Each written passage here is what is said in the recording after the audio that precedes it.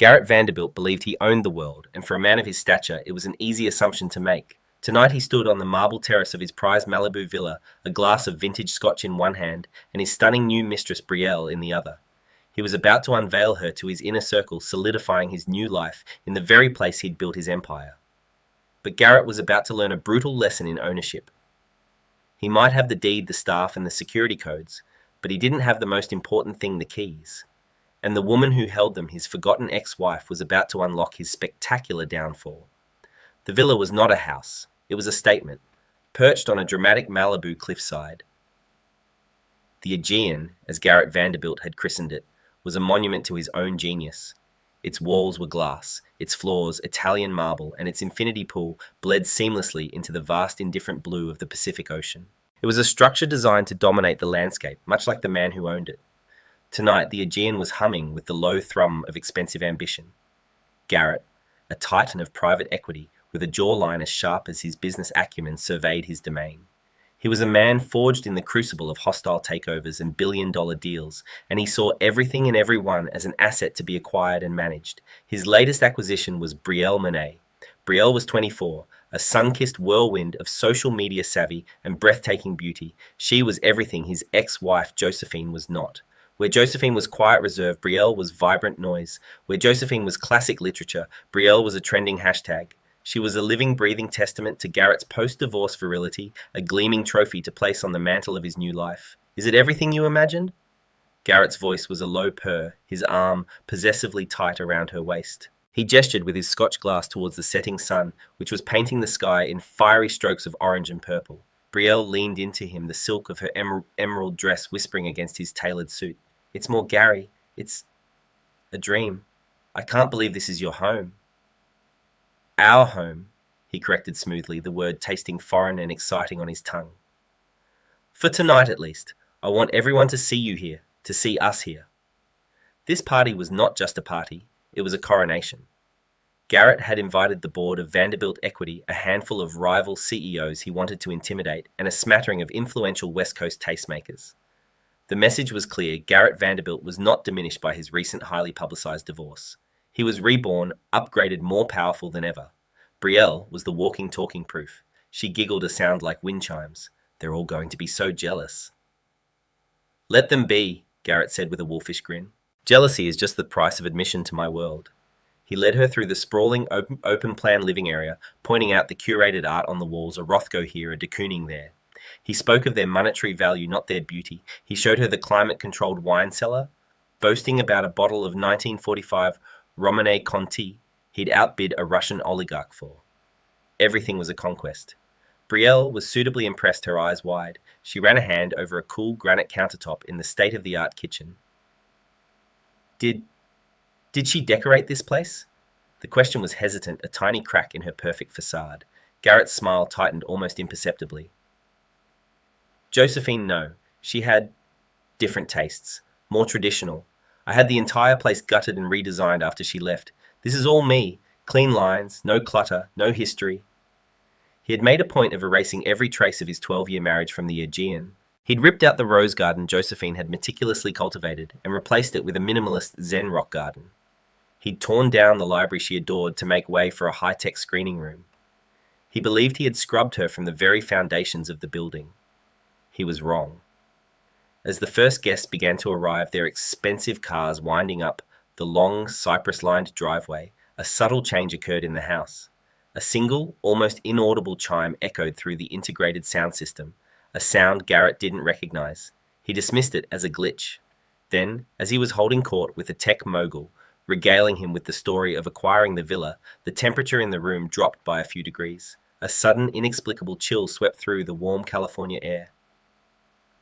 Someone leave a door open, the mogul, a man named Kent, muttered, rubbing his arms. Garrett frowned, glancing at the massive glass panels, all sealed tight. Automated climate control. I'll have the staff check it. But he felt it too. A faint prickling sensation on his skin, a feeling of being watched. He scanned the growing crowd, the faces of his powerful friends and sycophants, and saw nothing out of the ordinary. Brielle was laughing with a fashion blogger, the perfect hostess in training. Everything was perfect, yet the feeling lingered.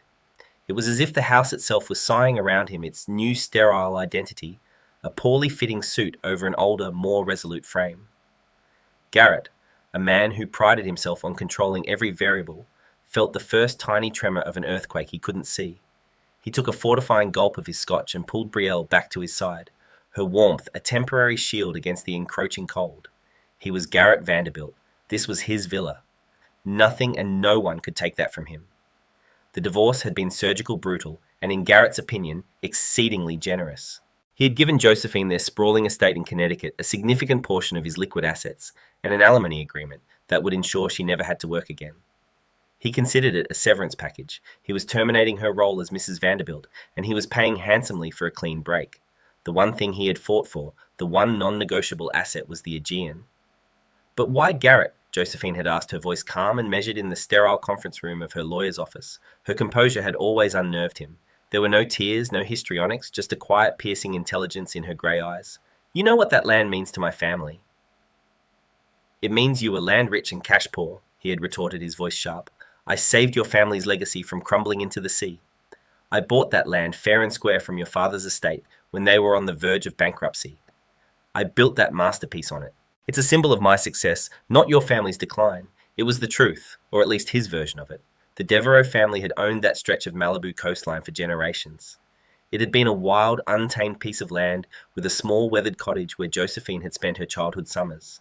When her father passed away, leaving behind a mountain of debt, Garrett had swooped in. He saw it not as helping his in-laws, but as a strategic acquisition. He paid off their debts in exchange for the deed to the clifftop property. He bulldozed the old cottage and erased the Devereaux history to build his own. Josephine hadn't fought him on it. To his surprise, she and her lawyer, a formidable woman named Helen Cartwright, had conceded the point with very little argument. They had only asked for one small peculiar addendum to the property agreement within the divorce settlement, a moral conduct clause.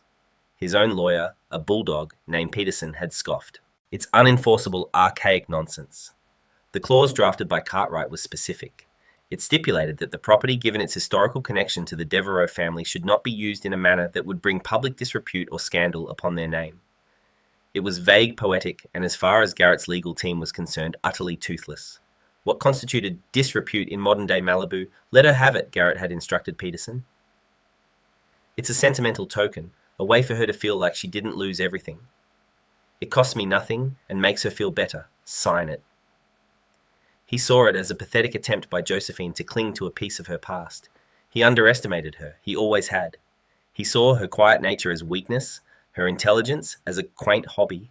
He failed to understand that Josephine was an architect of a different kind. While he built empires of glass and steel, she built structures of patience and strategy. She knew him better than he knew himself.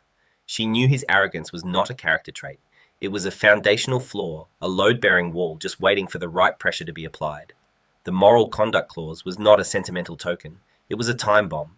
Helen Cartwright had spent weeks researching obscure property laws and precedents, crafting a reversionary clause so intricate and ironclad that it was a work of legal art. The clause stipulated that in the event of a clear and public breach of moral conduct, as determined by an independent arbiter agreed upon in the settlement, the ownership of the property, including all fixtures and non-movable assets, would immediately revert to the last registered Devereaux heir, Josephine. Garrett had signed it without a second thought, his mind already on the redesigns, the parties, and the beautiful young women who would soon populate his coastal kingdom. He had handed Josephine the keys, not to the front door, but to his entire gilded cage. Josephine had spent the past year in silence. While Garrett's new life with Brielle was splashed across gossip sites, she was quietly setting the stage. She maintained contact with a few of the long-serving staff at the Aegean people who had been loyal to her family long before Garrett came along. She had the head of security, a man named George, on her payroll. He had been her father's head of security before he was Garrett's. His loyalty was never for sale. It was George who had, under the guise of a security upgrade, installed a new overriding control system for the villa's smart home technology, a system to which only he and Josephine had the master access codes. It was George who had discreetly placed micro cameras in the main entertainment areas, all feeding to a secure server. Josephine wasn't just planning to reclaim her property. She was planning to dismantle Garrett's reputation on the very stage he had built to glorify it. She had watched him flaunt his affair with Brielle, watched him boast about his new life in interviews, and felt nothing but a cold, calculated resolve. This wasn't about a broken heart. It was about justice. He had taken her family's land and desecrated its memory, turning it into a monument to his own ego and infidelity. Tonight, she was going to take it back. The party swelled a glittering tide of power and influence. Champagne flowed like water, and the air buzzed with the kind of high-stakes gossip that could move markets. Garrett was in his element, a king holding court. He moved through the crowd with Brielle on his arm, her presence a silent, stunning declaration of his victory. "Garrett, my boy," bellowed Robert Chen, a hedge fund manager with a booming voice and an insatiable appetite for risk. "I see you're trading up in all your assets. The girl's a rocket." He winked crudely at Brielle, who offered a practiced, dazzling smile. "Only blue-chip investments, Robert," Garrett replied smoothly, squeezing Brielle's hand. "High risk, high reward." The men laughed, and Brielle felt a familiar mix of exhilaration and unease. She was the prize, the topic of conversation, the beautiful object that signified Garrett's status. She loved the glamour, the reflected power, but a small part of her felt like an imposter in a borrowed dress. She caught sight of her reflection in one of the vast panes of glass and saw a stranger staring back, her smile a little too bright, her eyes a little too wide. The evening wore on, a symphony of clinking glasses and calculated compliments. Garrett decided it was time for the main event. He led Brielle to the center of the terrace, a designated hush falling over the crowd as a waiter handed him a microphone. "Friends, colleagues," he began, his voice amplified by the state-of-the-art sound system. "Welcome to the Aegean. Many of you know this has been a year of transition for me. Out with the old..." He paused for effect, and a few of his cronies chuckled knowingly. "And in with the new. I've rebuilt this home to reflect a new vision, a future built on strength, beauty, and forward momentum." He turned to Brielle, his eyes gleaming with proprietary pride. "And nothing represents that future more than the incredible woman by my side. I want you all to meet Brielle Monet." A polite, if slightly predatory round of applause rippled through the guests. Brielle blushed, a perfect picture of ingenue charm. This was her moment. She had arrived, and then it began. It started with the music. The sophisticated jazz trio that had been playing softly in the background was abruptly cut off. For a moment there was silence, and then a new sound filled the air. It was a woman's voice, clear and melancholic, singing an old folk ballad. It was a song Josephine's mother used to sing, a song about the sea reclaiming what it was owed. Garrett frowned, tapping the microphone. Technical difficulties, it seems. He motioned angrily to a staff member, who began frantically fiddling with the control panel. But the music continued swelling in volume. Then the lights began to flicker. The warm golden glow that bathed the terrace flickered and died, replaced by a cold, harsh white light that made everyone look pale and spectral. A murmur of confusion went through the crowd. Garrett's face, projected on the large screen behind him, that was meant to show a slideshow of the Aegean's beauty, was now a mask of thunderous fury. "What the hell is going on?" he hissed into the microphone, his voice echoing unnaturally around the terrace. The large screen behind him flickered. The curated images of the villa vanished. In their place, a new image appeared. It was a black and white photograph of a simple, weathered cottage, the very one he had demolished. Then another photo, a young girl with bright, intelligent eyes sitting on the porch of that cottage. It was a young Josephine. The guests gasped. This was not part of the presentation. The slideshow continued a visual narrative of the Devereux family's history on this land. Pictures of Josephine with her parents of family gatherings of a life that Garrett had tried to bury under tons of concrete and marble. The folk ballad swelled the mournful lyrics, now seeming like a chilling prophecy. Brielle stared at the screen, her smile frozen on her face. She saw the images of the woman who came before her, not as the frumpy, discarded wife Garrett had described, but as a young woman full of life, a woman with deep roots in the very ground beneath their feet. She felt a cold dread seep into her heart. Garrett was apoplectic, shouting at his security chief over his shoulder. "Cut the power, shut it down now." But nothing happened. The system was unresponsive. The house was no longer obeying its master. And then the final devastating blow. The sound system cut the music and a new voice filled the air. It was not singing. It was a calm, clear recorded voice. It was Josephine's voice. "Welcome, everyone," the voice said as if she were the host of the party. "You are all standing on Devereux Point, land that has been in my family for over a century, a place of memories of love and of integrity." The screen behind Garrett changed again, now displaying a high-resolution scan of a legal document. Words were highlighted in red. Moral conduct clause. Public disrepute. Reversion of title. "Garrett Vanderbilt was a guest here in my family's home," Josephine's voice continued, a chillingly calm narrator to his public execution. a guest who has overstayed his welcome and forgotten the terms of his lease. A lease not on the property, but on basic human decency. The massive steel security gates at the entrance of the long driveway began to slide shut, with a deafening groan trapping everyone inside. The lights in the villa began to shut down one section at a time, plunging the glittering party into an unnerving, encroaching darkness, until only a single cold spotlight remained illuminating Garrett Vanderbilt, standing alone and exposed in the center of his stolen kingdom. The spotlight pinned Garrett to the terrace, like a specimen under a microscope. His face, usually a confident mask of command, was contorted with a mixture of rage and disbelief. The disembodied voice of his ex-wife had stripped him bare in front of the very people he sought to impress. The silence that followed her final words was heavier and more damning than any accusation. It was the sound of his world tilting on its axis. "This is a joke," Garrett finally choked out his voice hoarse. "A pathetic childish prank." He spun around, searching for the source of his humiliation. "Josephine, show yourself. You're finished. I'll sue you into oblivion." His threats echoed in the near darkness, impotent and desperate. His guests, moments before his fawning courtiers, were now a silent, staring jury. They were sharks who smelled blood in the water, their minds already calculating the fallout, the stock implications, the delicious gossip. Brielle had backed away from him, her face ashen. The emerald dress that had felt like a coronation gown now felt like a costume. She was an actor in a play she didn't understand, and the lead actress had just made a dramatic, unscripted entrance. She looked at Garrett not with adoration, but with the dawning horror of someone who has placed her faith in a false god. From the shadows near the entrance to the main house, a figure emerged. It was not Josephine. It was George, the head of security, a man Garrett had always regarded as little more than a piece of furniture. He walked calmly to the center of the terrace, his expression impassive. "Mr. Vanderbilt," George said, his voice steady and devoid of deference, "the property's security and automation systems are now under the control of the legal owner. I'm afraid your access has been revoked." "My access?" Garrett sputtered, taking a menacing step toward him. "You work for me, you idiot. I'll have you arrested for this." "My contract was with the property, sir," George replied without flinching, "not the occupant." Suddenly, the main doors of the villa slid open, casting a warm, inviting path of light from the interior. And in the doorway, silhouetted against the light, stood Josephine Devereaux. She was not dressed for a party. She wore simple, elegant linen trousers and a silk blouse, her hair pulled back neatly. She held no weapon, no legal documents, nothing but an air of absolute, unshakable authority. She looked directly at Garrett, her grey eyes holding no anger, no triumph, only a quiet, final judgment.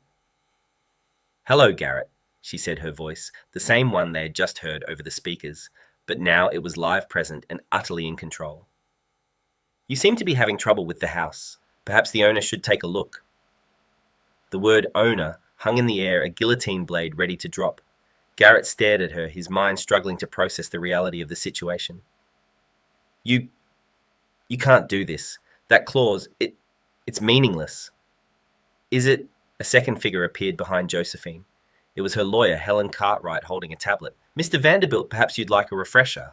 "The clause you dismissed as sentimental was activated the moment you decided to use this property for the public flaunting of an affair, an act which, according to the pre-agreed independent arbiter, a retired appellate court judge, I might add, constitutes public disrepute to the Devereaux family name. The reversion of title was electronically filed with the county clerk's office 1 hour ago. This is no longer your house." Every word was a nail in the coffin of his arrogance. The legal precision, the retired judge, the pre-planned filing, it was a masterfully executed checkmate he had never seen coming. He turned his fury on Brielle, his last remaining symbol of power. You were a part of this," he snarled, pointing a trembling finger at her. Brielle recoiled as if struck. "What? No, I didn't know anything." Josephine's gaze softened for a fraction of a second as she looked at the younger woman. "She's right, Garrett. She was just a prop for your ego, like this house. Like I was. The difference is this house is mine." Josephine took a step forward, her presence commanding the space. She addressed the stunned guests, her voice calm and authoritative. "I apologize for the interruption. It seems there's been a change in management. As the rightful owner of the Aegean, I must ask you all to vacate the premises. The party is over." No one moved. The sheer audacity of it was paralyzing. Josephine nodded to George. "George, please escort our guests out. The main gate will open for 30 minutes. George and 2 other guardsmen loyal to him and not to Garrett's money began to move through the crowd politely but firmly, directing the stunned CEOs and socialites towards the exit, There was no protest, only a frantic, whispered exchange of information as they scurried away, eager to escape the blast radius of Garrett's spectacular implosion. In a matter of minutes, the terrace was empty, save for 3 people Garrett defeated and trembling with rage. Brielle, crying silently, her dream turned to a nightmare, and Josephine, the quiet queen who had just reclaimed her throne. "Get out of my house," Garrett whispered, the words rattling in his chest. Josephine simply looked at him. "No, Garrett," she said, her voice soft but laced with steel. "You get out of mine." The morning sun that streamed into Garrett's suite at the Beverly Hills Hotel felt like an indictment. It illuminated the wreckage of the night, an overturned tray of room service, a shattered scotch glass, and the rumpled, defeated figure of a king deposed. Garrett was a caged tiger pacing the plush carpet, his raw fury a palpable force in the room. This was his element, the aftermath of a battle, the marshalling of forces. He saw Josephine's move not as a final checkmate, but as an audacious, foolish opening salvo in a war she could not possibly win. He was about to bring the full crushing weight of his empire down upon her. His lead counsel, Bill Peterson, and 2 junior associates were patched in on a large screen, their faces a tense triptych of legal anxiety. Peterson, a man whose reputation was built on ruthless litigation, looked unusually grim. "Bill, I want a TRO filed by noon," Garrett commanded, his voice a low growl. "I want liens on every asset she has. I want her name, her lawyer's name, dragged through so much mud they'll be radioactive. Find dirt on this arbiter she used, this Monroe. Everyone has a price, everyone has a skeleton. Dig it up. This ends now." Peterson held up a hand, a gesture that years of working with Garrett had taught him was a risk. "Gary, we need to slow down. The team has been dissecting the divorce settlement since 3 a.m. The news isn't good." "Not good." Garrett laughed, a harsh, humorless sound. "I pay you 8 figures a year to make the news good. This is a joke clause. It's a moral conduct provision. It's unenforceable, subjective fluff. No court in the country would uphold it." "A court didn't have to," Peterson said, his voice flat. "The arbiter did. And by the terms of the settlement agreement we drafted and you signed, his decision is legally binding and non-appealable. We waived the right to a court hearing on this specific matter." Garrett froze mid-pace, the blood draining from his face. "We what?" "It was a concession," Peterson explained, his tone betraying his own frustration. "We wanted the house clear and simple. Cartwright's team offered to concede it without a fight in exchange for 2 things, the moral conduct clause and the binding arbitration clause to enforce it. We saw it as a throwaway to expedite the settlement. We advised you it was trivial." "It was a Trojan horse," Garrett whispered, the sheer calculated genius of the trap beginning to dawn on him. "It was a legal masterpiece," Peterson corrected, a note of grudging admiration in his voice. "Helen Cartwright didn't just find a loophole. She built an entire self-contained legal ecosystem around it. While you were planning your party, she was building your cage." One of the junior associates cleared his throat nervously. "Sir, we've done a deep dive on the arbiter, retired Judge Alistair Monroe."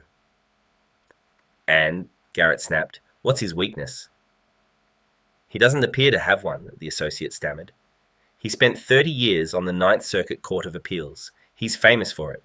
They called him the contract saint. He wrote the literal textbook on contractual ethics and obligations that's used in law schools across the country. He has a reputation for being completely incorruptible and for having an almost religious reverence for the literal written word of an agreement." Peterson cut in. "We didn't just agree to an arbiter, Gary. We agreed to the one man in the American legal system predisposed to see this clause not as sentimental fluff, but as a sacred pact. The walls of the hotel suite seemed to be closing in."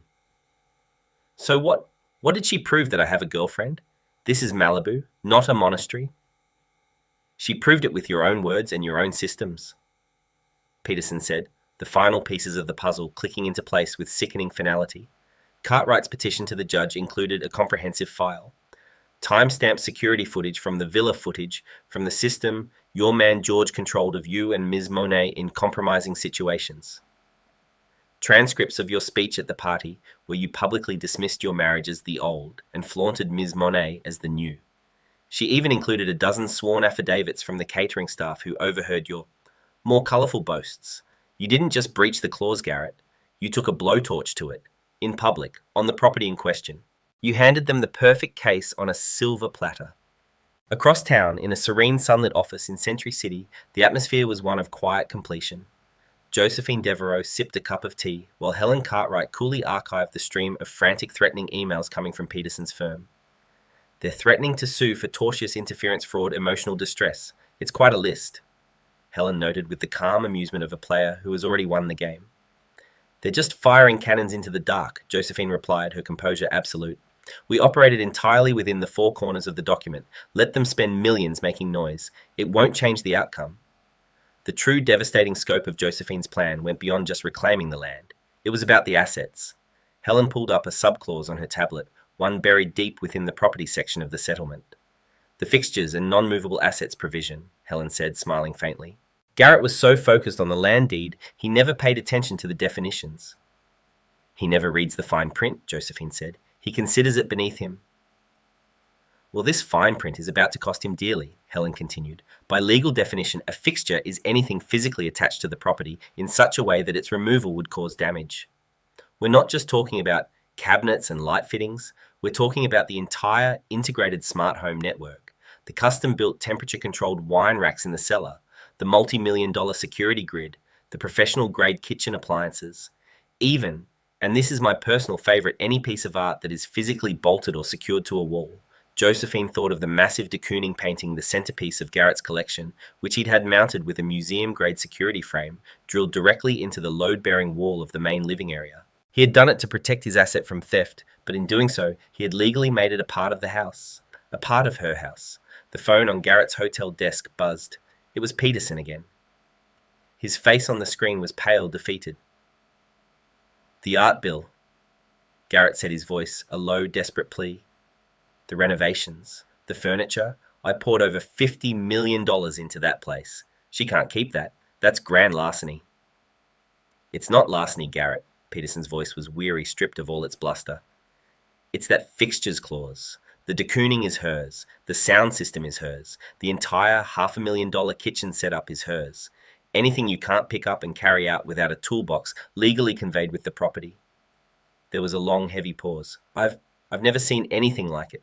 It's the most perfectly constructed, utterly brutal contract I've ever encountered.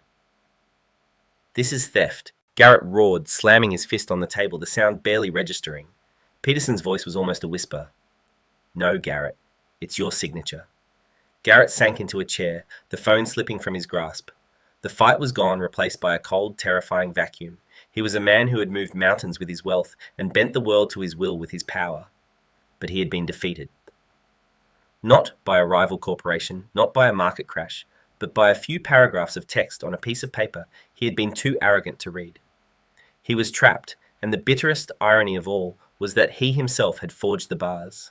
The fallout was not a slow decline, it was a detonation. For Garrett Vanderbilt, the morning after his public dethroning was a brutal assault on all fronts. Holed up in the sterile luxury of a hotel suite that felt more like a prison, he watched his life's work, the meticulous construction of his own myth, burn on the pyre of public opinion. Every news channel, every financial blog, every gossip site was leading with his story. The headlines were a series of devastating blows. Vanderbilt's Vanity Fair billionaire blindsided by ex-wife's legal coup market. Shudders as Vanderbilt equity CEO's judgment questioned the ultimate power play, how Josephine Devereaux reclaimed her kingdom. The narrative was set, and he was its villain, a modern-day Icarus, whose wings of arrogance had melted in the Malibu sun. His phone was a conduit for the escalating crisis. An emergency conference call with the board of Vanderbilt Equity was a gallery of cold, unforgiving faces on a screen. We have to talk about the optics, Garrett said, Lawrence Schmidt, the board's chairman, his voice devoid of its usual collegial warmth. Optics. Garrett shot back, his voice ragged from sleeplessness and rage. This wasn't a business misstep, Lawrence. This was a personal, vindictive attack. The markets don't differentiate, Schmidt retorted, his tone like ice chipping away at stone. They see a leader who was so blinded by his own narrative that he missed a contract clause that cost him a 9-figure asset. They see instability. Our stock is down 7% in pre-market trading. This isn't just personal anymore. He was adrift, abandoned by the sycophants who had surrounded him. His world was built on the perception of strength, and that perception had been irrevocably shattered. In his fury and confusion, he turned on the most convenient target. His first and only call to Brielle was brutal and short. She answered on the first ring, her voice a mix of fear and concern. Gary, what's happening? Are you okay? Stay away from me. He snarled, the words dripping with venom. I don't know what your role in this was, but it's over. You're done. He hung up before she could respond, severing the connection with a final cruel click.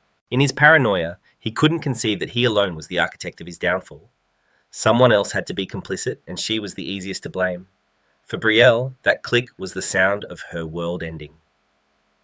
She had been escorted from the property the night before like any other guest left standing on the Pacific Coast Highway in a silk gown that suddenly felt cheap, waiting for an Uber. The ride back to the city had been silent, the driver occasionally glancing at her in the rearview mirror, his expression a mixture of pity and curiosity. The next morning, the true nature of her situation became terrifyingly clear. The key fob to the penthouse apartment he rented for her was deactivated. Her credit cards, all linked to an account Garrett controlled, were declined when she tried to buy a coffee. The influencers who had eagerly posed for selfies with her at the party now left her messages on read. She was a ghost erased from a life she had only just begun to inhabit. She sat on a park bench, the declined credit card still clutched in her hand, the humiliation, a burning sickness in her stomach. The illusion that had sustained her, that her beauty was a form of power, that her association with Garrett gave her value, crumbled into dust. She saw with hideous clarity that she had never been a queen in waiting. She was a decoration, a beautiful lamp he had acquired to brighten a room, and now that he had left the room, the lamp had been unplugged and discarded. The bitterness she felt was aimed not just at Garrett, but at her own willful blindness. She had traded her autonomy for a gilded cage, and the door had just been slammed shut. Garrett, meanwhile, descended deeper into a self-imposed exile of fury. He lashed out at his lawyers, his PR team, anyone who tried to offer rational advice. He saw conspiracies in every corner, convinced Josephine had orchestrated a grand campaign to turn his world against him. He failed to grasp the simpler, more devastating truth: Josephine hadn't needed to build a conspiracy. She had merely kicked the rotten pillar of his own hubris, and the entire structure had come crashing down on its own. He had built his empire on fear and intimidation, not loyalty. When he stumbled, there was no one waiting to catch him, only rivals and onlookers eager to scavenge the wreckage. Then, a week after the party, the final elegant blow was struck.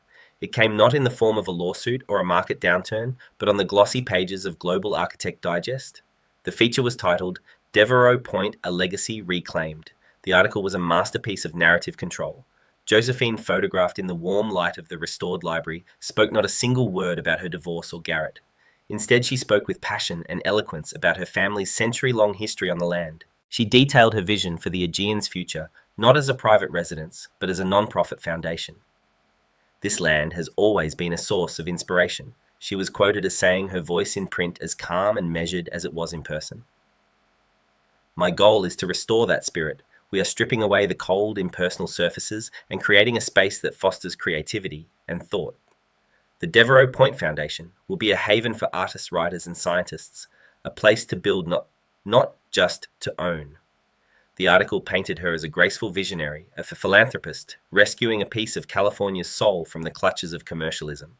Without ever mentioning his name, she had perfectly framed Garrett as the vulgar antagonist in her story of noble reclamation. He was the man who had tried to pave paradise. She was the one planting the garden. Reading the article on his tablet in the suffocating quiet of his hotel room, Garrett felt a chill that had nothing to do with the air conditioning. He had lost the house, the money, the power. But this was different. This was the final indelible defeat. Josephine had not only taken his castle, she had rewritten its history, erased his name from its walls, and consecrated it to a purpose so unimpeachable it made him look petty and small by comparison. He hadn't just lost the war, he had lost the story, and he knew with a certainty that felt like death that he would never get it back. Months bled into a year. The seasons on the Malibu coast turned, the relentless sun softening into the gentle gold of autumn, then sharpening with the crisp chill of winter winds. The scandal that had once roared like a wildfire was now a bed of cooling embers, its heat and light fading from the insatiable 24-hour news cycle. Garrett Vanderbilt was old news, a ghost haunting the archives of gossip websites. He had survived, but only just, after a brutal soul-bearing proxy battle that cost him a significant portion of his remaining fortune, and the last vestiges of his pride. He managed to cling to his title as CEO. Yet, the title was a hollow thing. He was a king in a shrunken kingdom. The swagger that had defined him was gone, calcified into a brittle defensive shell. He moved through his new, smaller office, a clear demotion from his former penthouse suite, with the haunted energy of a man perpetually looking over his shoulder.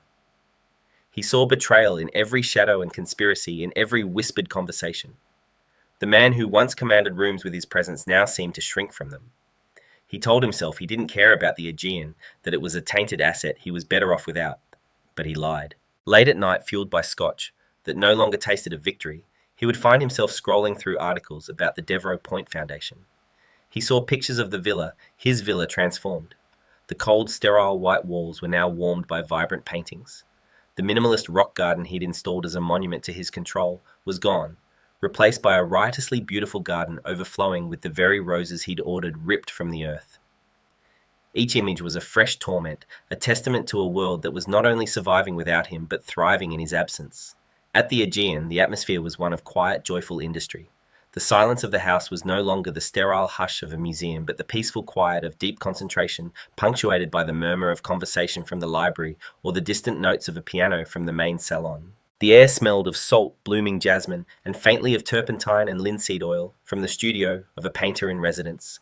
Josephine moved through these spaces not as a conqueror on her throne, but as a thoughtful gardener tending her soil. She had found a purpose that resonated far deeper than retribution. She took coffee with a young novelist, struggling with his second act, offering not literary advice, but quiet encouragement. She listened as a biochemist there on a sabbatical excitedly explained a potential breakthrough, her ideas flourishing in an environment free from corporate pressure. This was the soul she had given back to the house, the soul of creation. One crisp afternoon, a letter arrived. The envelope was plain, the return address unfamiliar. Inside, the handwriting was neat, precise, yet bore the faint tremor of nerves. Josephine read it standing by the large glass window overlooking the Pacific. Ms. Devereux, it began.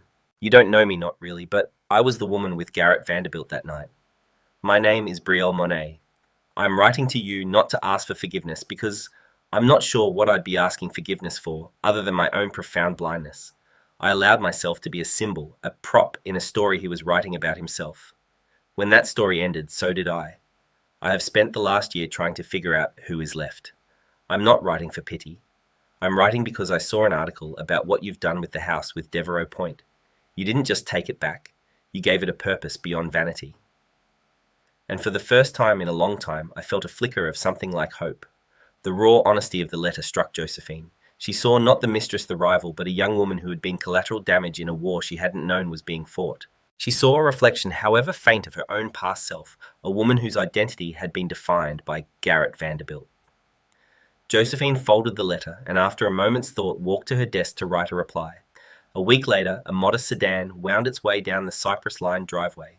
Brielle stepped out, her movements hesitant. She was dressed in simple jeans and a sweater, her face free of the heavy makeup she once wore like armor.